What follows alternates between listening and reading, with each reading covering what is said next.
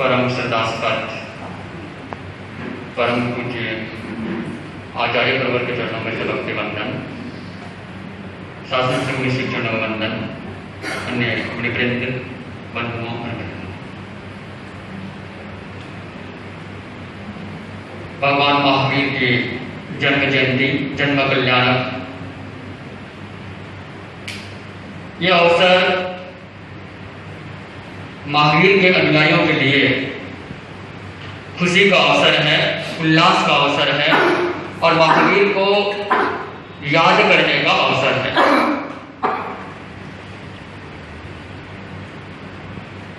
क्योंकि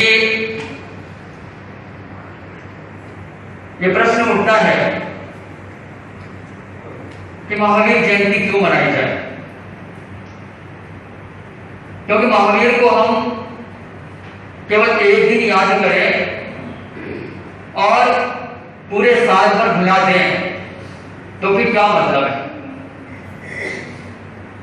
यह भी प्रश्न सही है, गलत नहीं है। इसलिए जो आज उपस्थित हैं उनके लिए आत्मावलोकन का समय है। पर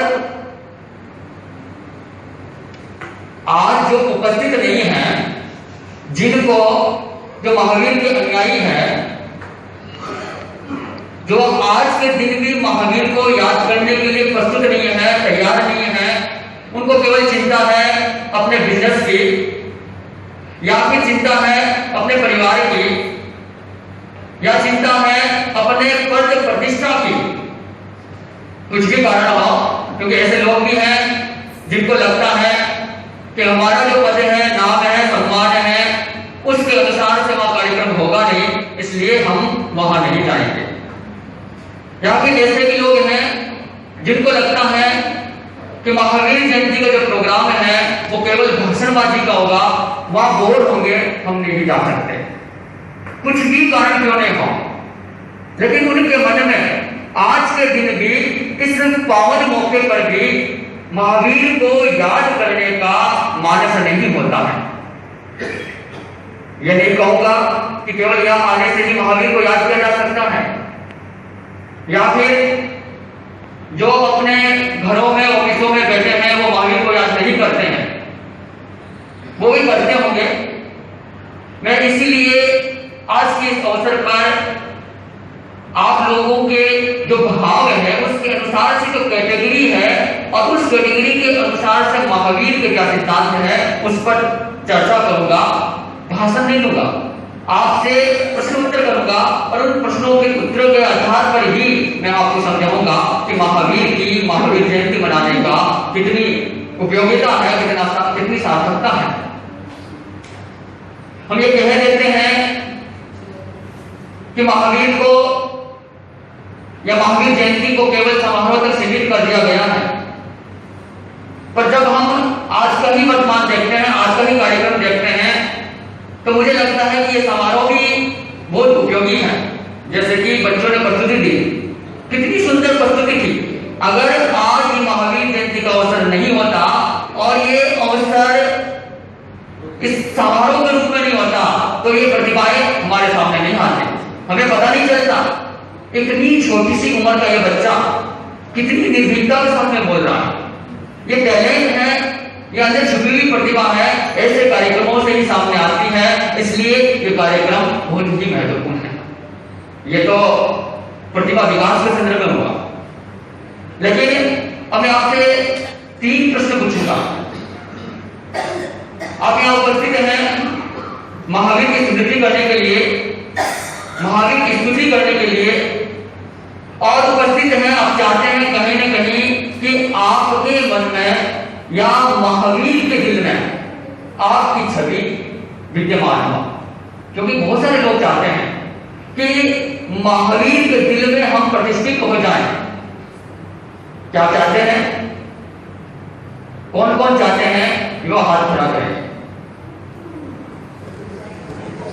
बहुत बड़ी सोच रही है, ठीक है।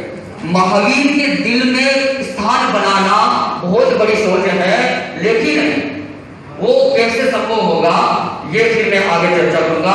दूसरा जो प्रश्न पूछ रहा हूं, वो दूसरा प्रश्न उससे रिलेटेड है। जो दूसरी कैटेगरी के लोग होते हैं वो चाहते हैं कि हम महावीर के दिल में प्रतिष्ठित हो, लेकिन साथ साथ में वो ये भी चाहते हैं कि महावीर हमारे दिल में प्रतिष्ठित हो। ऐसे कौन लोग हैं, वो हाथ खड़ा करेंगे। ऐसे भी सभी लोग। लेकिन हम तीसरा प्रश्न हो रहे हैं। तीसरे व्यक्ति वो होते हैं जो ये नहीं चाहते कि वो महावीर के दिल में स्थान बनाए, वो केवल इतना चाहते हैं कि महावीर उनके दिल में बैठ जाए, वो स्थान बना है। ऐसे कौन व्यक्ति है जो केवल महावीर को अपने दिल में स्थान बनाना चाह रहे हैं, बिठाना चाहते हैं? सब कंफ्यूज हो गए ना? लेकिन मैं कहता हूं कि जो तीसरा जो प्रश्न है, जो केवल ये चाहते हैं कि महावीर मेरे दिल में बस जाए, वही वास्तव में साधना का प्रथम बिंदु है, वही समर्पण है। और एकमात्र यही जो बात है वही आपको महावीर बना सकती है, अन्यथा दूसरे जो दोनों चीज है वो महावीर तक नहीं पहुंचा सकते। कारण महावीर को अपने दिल में बिठाने के लिए पूर्ण समर्पण चाहिए, और ये जो भाव है, ये भाव ही आपको बताते हैं कि आप पूर्ण रूप से समर्पित हैं। दूसरे जो भाव है, वहां पर आप महावीर के साथ में सौदेबाजी कर रहे हैं, क्योंकि आप चाहते हैं कि महावीर के दिल में स्थान अगर हम बना लेंगे तो इसका मतलब हम बहुत बड़े हैं। और जब केवल ये चाहते हैं कि महावीर मेरे दिल में रहे, ओनली गॉड, तो वहां पर केवल शिष्यत्व भाव है, वहां पर केवल समर्पण भाव है, वहां पर और कुछ भी नहीं है। इसलिए तीसरा जो पॉइंट है वो हमें चाहिए। और जहां पर इस प्रश्न के रूप में या इस भाव के रूप में आप जीते हैं, तो वहां केवल आप महावीर जयंती पर ही महावीर को याद करने के लिए सीमित नहीं रहेंगे। हर दिन हर क्षण महावीर को याद करेंगे, हर समय महावीर के प्रति समर्पित रहेंगे, उनके सिद्धांतों के प्रति समर्पित रहेंगे और उनको अपने जीवन को उतारने के लिए तैयार रहेंगे। पर वो समर्पण भाव क्यों नहीं करता? हम हर क्षण तैयार क्यों नहीं रहते हैं? महावीर को जानते हैं, अभी मालू जी ने भी कहा, उन्होंने भी कहा कि हम महावीर को जानते हैं, लेकिन महावीर को जीवन में उतारने के लिए तैयार नहीं रहते, मानने के लिए तैयार नहीं रहता। ऐसे क्यों होता है? क्योंकि हमारे जो दिल है या जो भाव है, जो मन है, वो भरा हुआ है, वो खाली नहीं है। सबकॉन्शियस माइंड जो खाली होना चाहिए वो खाली नहीं है, वो किसी चीजों से भरा हुआ है। इसके लिए हम महावीर की 5 प्रतिमाएं, जिनको हम सिद्धांत भी कह सकते हैं और प्रतिमाएं कह सकते हैं, उनको समझें। सबसे पहली प्रतिमा है अभय की प्रतिमा, क्योंकि हमारे जो अंदर जो भरे हुए चीज है वो है सबसे ज्यादा भय। हम भयभीत रहते हैं, चाहे वो मौत से भयभीत रहें या इस सोच के कारण से भयभीत रहे कि हम जो कर रहे हैं उसके लिए लोग क्या सोचेंगे, समाज क्या सोचेगा, हम कितना भी सही क्यों नहीं कर रहे हैं। हमारा मन ये कहता हो कि ये बात बिल्कुल सही है, ये आचरण बिल्कुल सही है, ये कार्य बिल्कुल सही है, पर दूसरे क्या सोचेंगे ये सोच करके हम उस चीज को नहीं करते हैं, उससे अपने आप को दूरी बना करके चलते हैं। जो ये भय है, वो भय ही आपको महावीर के प्रति समर्पित होने से रोकता है। दूसरी जो प्रतिमा है वो है समर्थों की प्रतिमा। भगवान महावीर ने जिस तरीके से जितनी उच्चता के साथ में समर्थों की साधना की, क्या हम उतनी समर्थों की साधना कर सकते हैं? हाँ, कर सकते हैं, क्योंकि महावीर कोई अवतार पुरुष नहीं है। वैदिक परंपरा में बहुत लोगों को अवतार के तौर पर प्रस्तुत करते हैं, लेकिन महावीर पुरुष से महापुरुष बने हैं, आत्मा से परमात्मा बने हैं। इसलिए आत्मा, आप भी आत्मा है और परमात्मा बन सकते हैं। आपको क्षमता है उस समर्थों की साधना करने की। जब आप उस समर्थों की साधना में लीन हो जाएंगे तो महावीर के प्रति पूर्ण समर्पित हो जाएंगे। तीसरी जो प्रतिमा है सहिष्णुता की प्रतिमा। भगवान महावीर के जीवन में कितने कितने कष्ट आए, देवताओं के द्वारा, लोगों के द्वारा, लेकिन उन्होंने सहिष्णुता के साथ में उनको झेला। लेकिन आज सहिष्णुता नहीं है। आज लोग ये चाहते हैं कि हम सफलता को प्राप्त करें, शिखरों को छुएं, लेकिन जब असफलता आ जाती है तो उस असफलता को सहन नहीं कर पाते। जब कोई भी विपरीत परिस्थिति आती है तो जो बहुत ऊंचाइयों पर पहुंचा हुआ व्यक्ति है वो भी डोल जाता है, डगमगा जाता है। और यहां तक कि ऐसी ऐसी घटनाएं अभी पिछले दिनों हमने देखी कि लोग अच्छी स्थिति में, सेलिब्रिटी जो है वो भी आत्महत्याएं कर लेते हैं। क्यों करते हैं? क्योंकि उनके अंदर में सहनशीलता नहीं है, उन परिस्थितियों को सहन करने की क्षमता नहीं है। इसी कारण से वो अपने आप को संचालित नहीं कर पाते हैं हर परिस्थितियों में। वो सहनशीलता आपको जागृत करने की आवश्यकता है। चौथी जो चीज है वह धृति की प्रतिमा, धैर्यशीलता। धैर्य बिल्कुल भी दृष्टिगोचर नहीं होता, कारण कि आज जो शिक्षा मिल रही है वो सारी शिक्षा आपको प्राप्त करने की, अर्जित करने की है।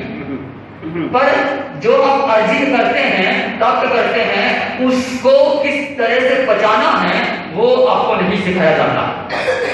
और वो जो संस्कार मिलते हैं वो संस्कार, अभी आपने देखा कि ज्ञानशाला के बच्चे, वो ज्ञानशाला जैसी जो उपक्रम चलते हैं, चाहे वो धार्मिक स्थान हो या कहीं और हो, अगर इस तरह के संस्कार मिलते हैं तो वो धैर्यशीलता, धृति जो है वो आपके अंदर में जागृत होती है।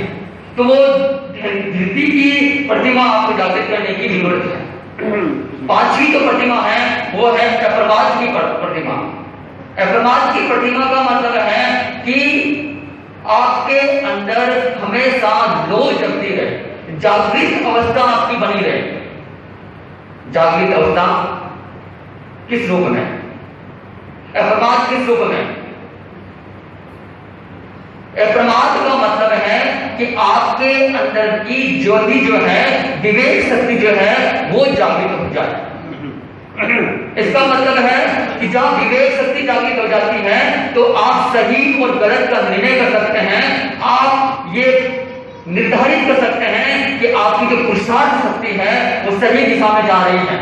और जब पुरुषार्थ जो है, भगवान महावीर का मेन सिद्धांत है, जिन्होंने भगवान महावीर ने कर्म का सिद्धांत भी दिया, भाग्य को भी स्वीकार नहीं किया, पर उन्होंने कहा कि कर्म और भाग्य इनको भी आप कुछ हदों तक बदल सकते हैं अगर पुरुषार्थ आपका मूल धैर्य है, पुरुषार्थ रूप में आप जो तत्व है उसको लेकर के चलते हैं। तो ये पुरुषार्थ की वो जो है वो तभी जगती है जब विवेक चेतना, अप्रमाद की चेतना जागृत होती है। तो ये जो 5 प्रतिमाएं हैं, इन 5 प्रतिमाओं को आप अपने भीतर में जागृत कर लेते हैं तो आप महावीर के प्रति समर्पित हो सकते हैं। और समर्पण का मतलब है कि महावीर जयंती मनाने का सही अर्थ आप समझ जाएंगे और महावीर जयंती की सार्थकता भी बढ़ जाएगी। और सार्थकता इसलिए बढ़ जाएगी क्योंकि ऐसे ही अवसरों पर इस तरह की बातें सुनने को मिलती है, समझने को मिलती है, जिससे कि हमारे अंदर में एक नई प्रेरणा जागृत होती है। नहीं तो फिर क्या होता है, कैसे अवसर नहीं होते हैं, हम धर्म स्थानों पर पहुंच नहीं पाते हैं। और महावीर को जो पढ़ते हैं, देखते हैं, सुनते हैं, वो केवल एक कान से सुना, दूसरे कान से निकालना, पढ़ा, एक दिन दूसरे से विस्मृत करना, सुना, उस पर मनन नहीं करना, तो वो सारी चीजें जो है वो ऐसी ही रह जाती है। जब हमको प्रेरणा बार बार मिलेगी इस तरह के अवसर पर और महावीर को बार बार हम स्मृति में लेकर आएंगे तो वो अपने आप ही हमारे अंदर में उतरते चले जाएंगे और समर्पण की भावना जागृत होती रहेगी। तो ऐसे पावन अवसर को हम मनाएं और इसको केवल पूजा अर्चना स्मृति तक सीमित नहीं रखें। 4 लाइनों और संदेश में कहूंगा कि महानता का संकल्प ले, महावीर को मनाएं। महानता का संकल्प ले, महावीर को मनाएं, केवल शब्दों के सुंदर हाथ उन्हें न पहनाएं। महानता का संकल्प ले, महावीर को मनाएं, केवल शब्दों का सुंदर हाथ उन्हें न पहनाएं। चल न सके उन कदमों पर एक कदम भी, चल न सके उन कदमों पर एक कदम भी, तो केवल पूजा के नैवेद्य उन्हें चढ़ाएं, तो केवल पूजा के नैवेद्य उन्हें चढ़ाएं। भाव के साथ में ओम। अच्छा